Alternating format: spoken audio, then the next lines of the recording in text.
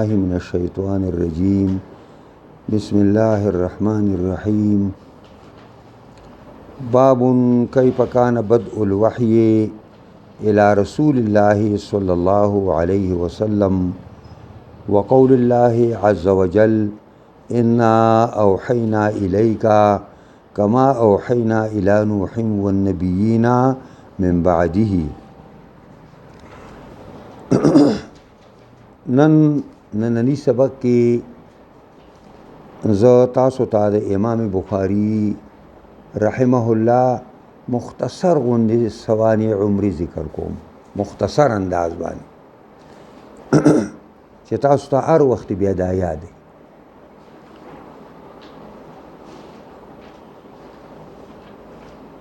امام بخاری رحمت الله علیه د تعلق د بخارا سره دی. په دغه بخارا کې دا غالباً د شوال 14 تاریخ دی او امام بخاری رحمت الله علیه د مانزه د ماسپخین یا د جمعې د ماسپخین د مانزه نه یا د جمعې د مانزه نه وروستو په 190 هجری کې پیدا شو. 190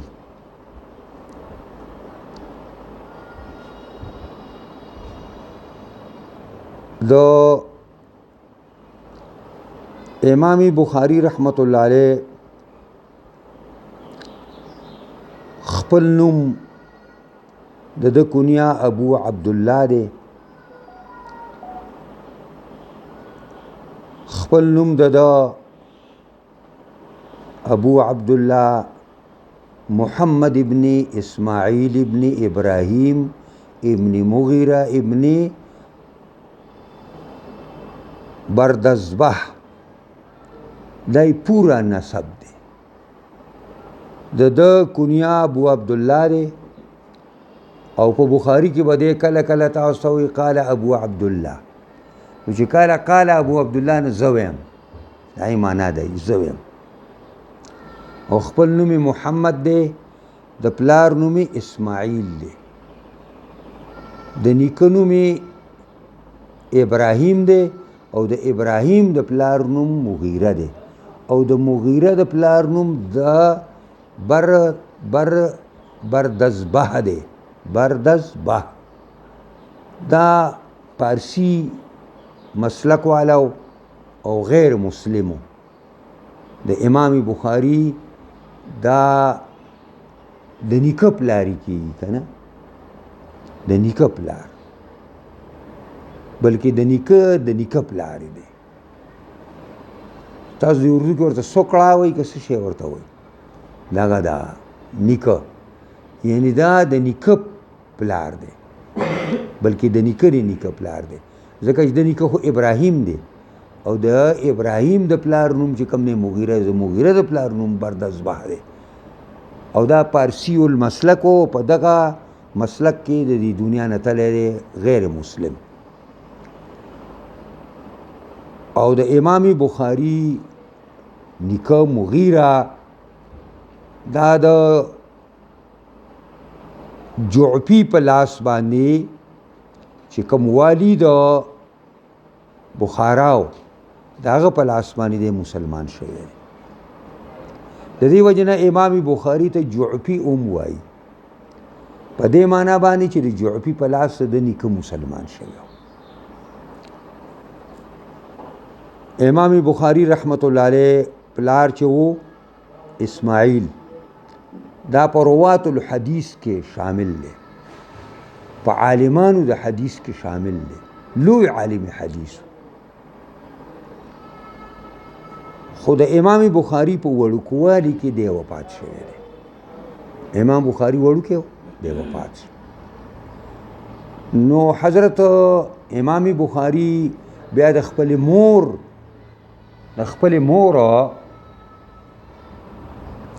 د خپل مور په غیږ کې بیا لوی شوی دی او ټول تربیت بیا خپل مور کړی دی. د وړوکوالي وخت کې د دې یو ځل نظر د سترګو نظر هم تلی او د هغه مور په دې باندې انتهایي دلګیره شوه چې دا ولې داسې وشو او په دې دعاګانې به یې کولې او دا فکرونه او الله تعالی ته یې زارۍ کولې. د محدثینو لیکلي دي چې بیا یو شپه ابراهیم علیه السلام خوب کې ولیده. هغې ورته ویل چې بیبي خفه کېږه مه، تاسو زوی سترګې دې ښې شوي، ستا په دعا باندې الله تعالی ښې کړي دي. امام بخاري چې ماشوم راپاڅېده سترګې روغ وې. بیا امام بخاري مور په خپل په مکتب کې داخل کړی دی. دا مکتب نه بیا چې کوم دی امام بخاري چې کله فارغ شو یو ځل د خپل مور او د خپل رور احمد د رور دی د هغه سره دی د حج دپاره هم تلی دی. حج کې بیا هغوی ته واپس راله او دی هلته پاتې شو په مکه معظمه کې. امام بخاري رحمت الله علیه دا د ډېر وړوکوالي په زمانه کې د ډېر لوی عالمانو کتابونه یاد کړي او دا د فقه کتابونه هم د ګڼو خلکو کتلي. امام بخاري رحمت الله علیه بیا مختلفو ښارونو ته د علم حدیث په تکل باندې تلی دی. مصر ته تلی دی، عراق ته څو وارې تلی دی او بصرې ته څو کرته تلی دی، مکې معظمې او مدینې منورې ته تلی دی او وی کوفې ته خو راته معلوم نه دي امام بخاري وایي چې څو ځله به تلی ځکه چې کوفه خو د علم مرکز و. په کوفه کې 1500 صحابه کرام هلته راغلي، 1500 صحابه کرام او دا 1500 صحابه کرام د هر یو ځان له دایره اثر او ځان له یو شاګردان دا وي. ناس خلک وایي چې دا کوفه خو د علم مرکز و په هغه زمانه کې او دونه په ګڼ تعداد صحابه کرام راغلي کوفې ته. وی امام بخاري وایي ما ته یاد نه چې څو ځله به تلی، بې شماره ځله تلی. امام بخاري د احادیثو د جمع کولو دپاره مختلف سفرونه کړي، مختلف سفرونه. یو ملګری دی وایي په یو ځای کې موږ احادیث ویل، ډېر ورځې م تېرې کړې، زه به ما او دی استاد نه حدیث وایو، زه لیکم او دی هسې ګرځي راګرځي ځان یې څه زوتی وي. بیا ما ورته ویل چې تیارې لیکل ولې نه کوې؟ ملامته مې کړه چې ته ما ملګری په سفر راغلی ملک دې پرېښی دی. وایي ما ته ویل چې تاسو څونه لیکلي؟ ما چې ما 15000 لیکلي. ما ته ویل چې ته راواله. وایي ما راواګېستو چې ګوره ورته.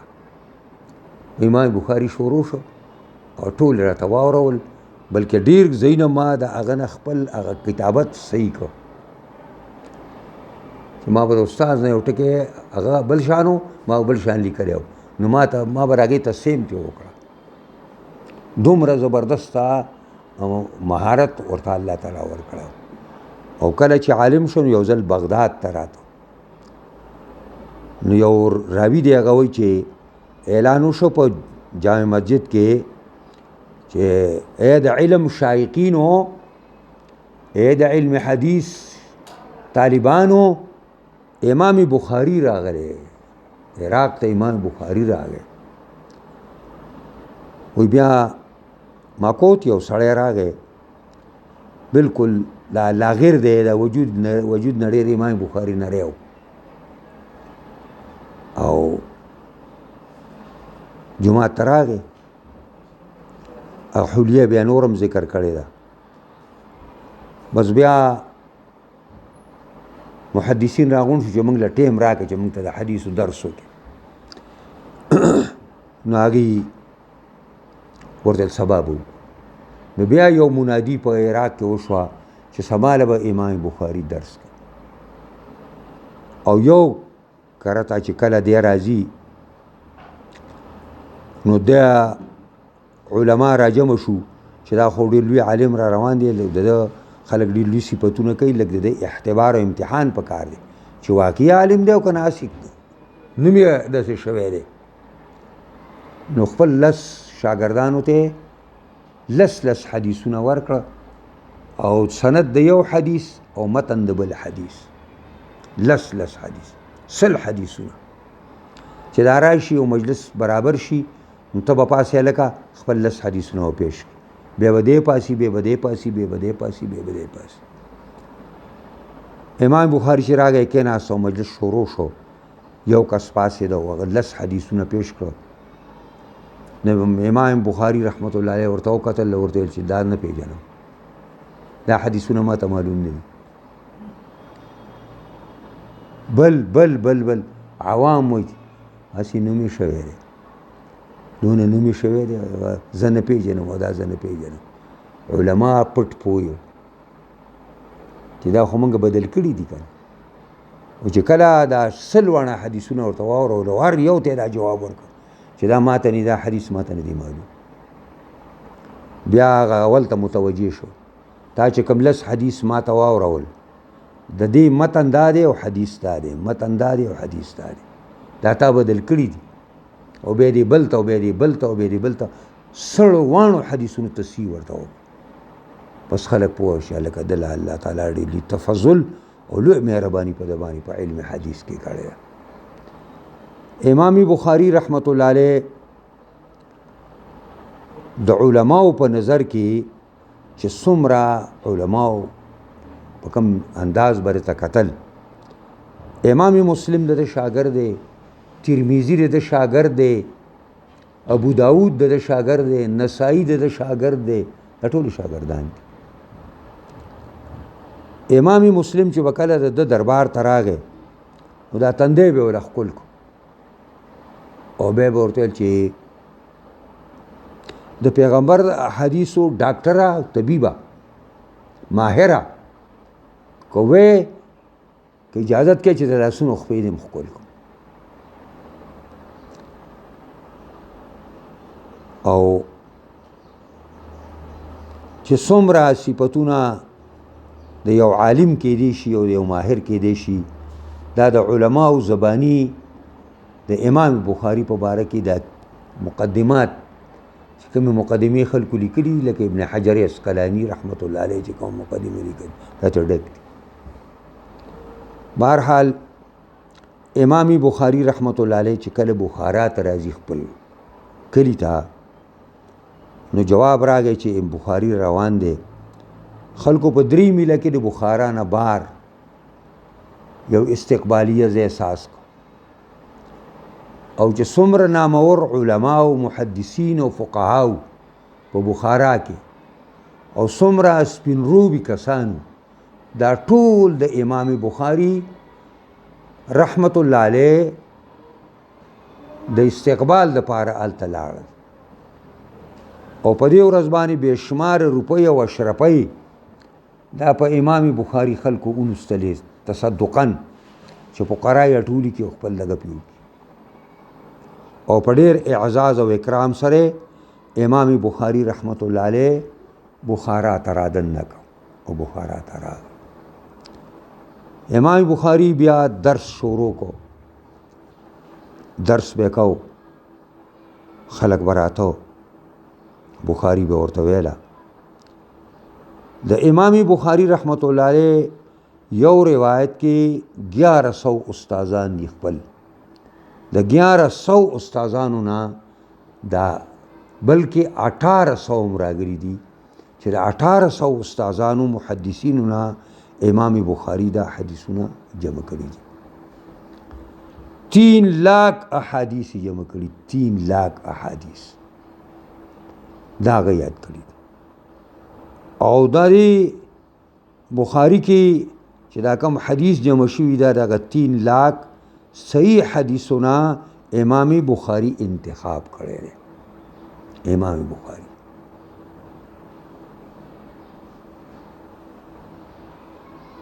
یعنی ټول مرفوع، متصل، مسند، معلقه او موقوف او تابع هغې تابع ورته وایي او آثار د صحابو دا تقریبا چې آثار د تابعین ورسره شامل کې نو 10,600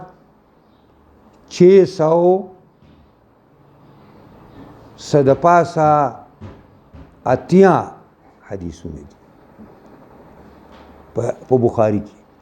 دا د دین علاوه دي چې امام بخاری کله کله یو حدیث ذکر کوي د بل حدیث یو ټوکړه ورسره ذکر کوي. امام بخاری بعضې ترجمة البابونه په حدیث باندې ایښي دي. امام بخاری بعضې خبرې کړي چې اته منسوبې کړي نه دي. دغه ټول آثار او دغه قسم ټوکړې د احادیثو را جمع کې بیا د دې نه ډېر زیات تعداد د احادیثو د بخاري مخکې کېږي. بهرحال د امام بخاري رحمت الله علیه لکه څنګه چې په سوونو زرګونو استادان دي نو دارنګې د زرګونو په اندازه باندې شاګردان هم دي او دې کې ډېر لوی لوی خلک شامل شوی دی. لوی د امام بخاری په شاګردانو کې استادانو کې عبدالله زین مبارک دا د ډېر غټ استاد دی. دا امام ابو حنیفه شاګرد دی. د په استادانو کې مکی ابن ابراهیم نوی مکی دی او د ابراهیم زوی دی. دا د غټ استاد دی. ثلاثیات د بخاری داغه نه نقل شوي دي. دا ابو حنیفه خاص شاګرد دی. بهرحال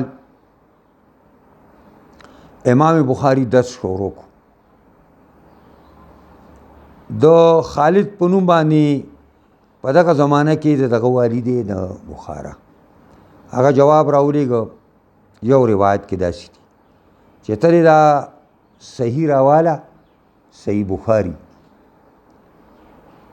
او خپل تاریخ هم راواله او ته به راځې زما دربار ته او دا به ما ته اورې زه تا نه دا وایم. بل دغه دا دی چې والي ورته ویل چې زما زامن دي ته به راځې او دلته به هغې ته سبق وایي.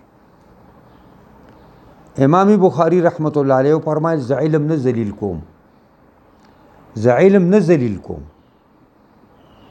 چې زه به په خلکو پسې ځمه او د خلکو په کورونو کې به زه او په دربارونو کې به زه هغې ته به احادیث ویم. نه نه که د بادشاه ضرورت وي نو زما د جومات ته یا زما د کور ته به راشي. او د بچو په باره کې دا ده چې صحیح ده زه ستا بچو ته به سبق ویم خو دلته به راځي. ویل دلته به درځي خو ته به دري به ځان له مجلس وي. ویل نه دا به د عامو طالبانو سره یو ځای ناست.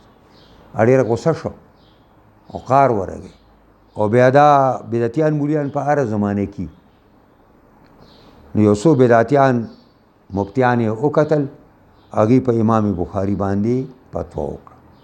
هیڅ شی پکې نشه رایستی نو دا فتوا یې پرې وکړل چې عقیده یې خرابه ده. لکه ستاسو په باره کې دلته مفتیان چې دي دا مفتکانې والا دا فتوی ورکوي چې د دې عقیده خرابه جماعت اسلامي والا عقیده خرابه. اوس څه تفصیلات پکې اوس خپلو عوامو ته هم دا ښودلي او د دوی دغه مولیان خو هم عوام دي یا خو تش پټکي والي دي ګریبانان دې له څه ورځي نو بس لنډې ورته چل ښودلی چې څوک جماعت اسلامي والا عقیده خرابه ده. په امام بخاري دا فتوا ولګېده چې دا عقیده خرابه ده. بس د والي اډر وکړو چې پس زره بخارا نه وځه جلا وطن. امام بخاري رحمت الله علیه ووت. خرطنګ نومي یو مقام دی چې دا د سمرقند یو کلی دی هغې ته ورسېد. هلته د امام بخاري رشته دارو. امام بخاري رحمت الله علیه د هغه خپلو رشته دارو سره هلته دیره شو. سمرقند ته جواب ولیږه چې که تاسو مناسب ګڼئ زه به هلته درشم. نو سمرقند نه لا جواب نه دی راغلی او دی په دې خرطنګ نومي مقام کې دی. د دې یو شاګرد دی هغه وایي چې یوه شپه ما دا دغه وکړو ما زرایښ شوم نو دی پاڅېدلی دی او دعا کوي او دا دعا ما ته هغه نه واورېده چې الله ستا دا ځمکه خو ډېره کولاو ده خو په ما باندې تنګه شوې ده ما ځان ته واخلې بس ما ځان ته درولې وایي دا دعا تې ما واورېده په دې کې د سمرقند نه جواب راغی چې تاسو راځئ